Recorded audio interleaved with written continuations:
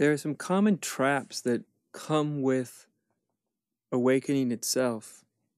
I would call these the danger of getting caught in certain cul-de-sacs or eddies or points of fixation. And they're very useful to understand because they can be quite insidious. They can kind of sneak up on one before you even know what's happening. And one of these dangers are the delusions that actually can arise as a result of an awakening experience is a certain sense of inflation or superiority. I would say, in my experience as a teacher, that this is probably the most common delusion that arises from awakening. Now, it's not a delusion that is inherent within awakening or within reality, but as I've said many times, once an awakening happens, they're actually traversing this territory from non-abiding awakening to abiding awakening, to really a permanent awakening. And part of this process of traversing non-abiding to abiding can be some of these dangers or delusions that happened where the ego grasps at awakening itself. It grasps at the realizations inherent within awakening, almost as if it grasps the raw energy of enlightenment itself and starts to utilize it for its own ends. The trickiness of some of these delusions inherent within awakening is that they can be very, very subtle. They can be hard to spot for the person themselves. For the people around you, they may be very obvious.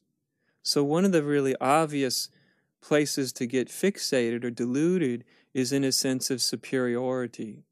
It's very common in spiritual circles. Now, people can get stuck in a sense of superiority whether they're awake or not. It's a trap in the dream state, and it's also a trap from somebody sort of traversing from a non-abiding to abiding awakening. The egoic mind can come in and start to feel a personal sense of betterment, as if awakening makes oneself better or more superior to someone else. And this is very, very common. It's for many people, it's almost a natural part of the process. By natural, I don't mean to assume that it's truthful. It is a delusion. All sense of superiority is a delusion, but it's so common. That's why I call it natural, because it's very, very common. And inherent within this delusion is this sense of, I know. Because I have awakened, I know. Because I have awakened, I am right. Because I have awakened, I am always right. And because I can see through a certain aspect of the dream state, the ego, which is the constructor of the dream state, can actually take that perception and start to create what I call an enlightened ego. And there's actually nothing more distasteful than an enlightened ego.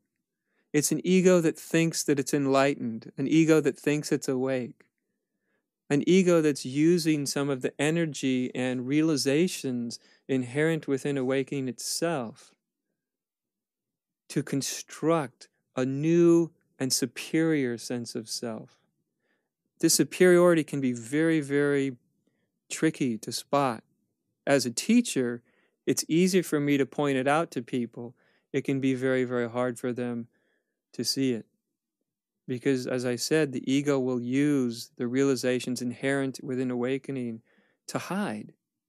And this is part of the superiority, In extreme cases, I've seen people who have had maybe a very authentic moment of awakening, but as I've said many times, what's relevant is not some past moment of awakening, if it was real or not real, but it's not relevant what was in the past. What's relevant is right here and right now.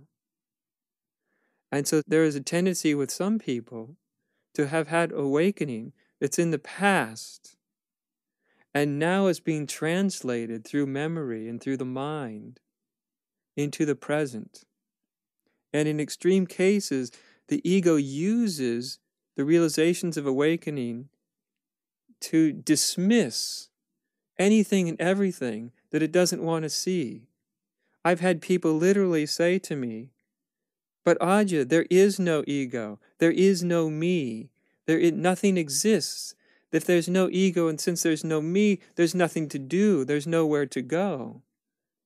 And I'll say, yes, but have you noticed that you have an incredible capacity to act like a jerk sometimes?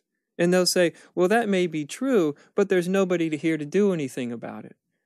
There's nobody here. It's all the will of God. It's all spontaneously unfolding, they'll say. And to think that I should address it in any way is just more dream state delusion.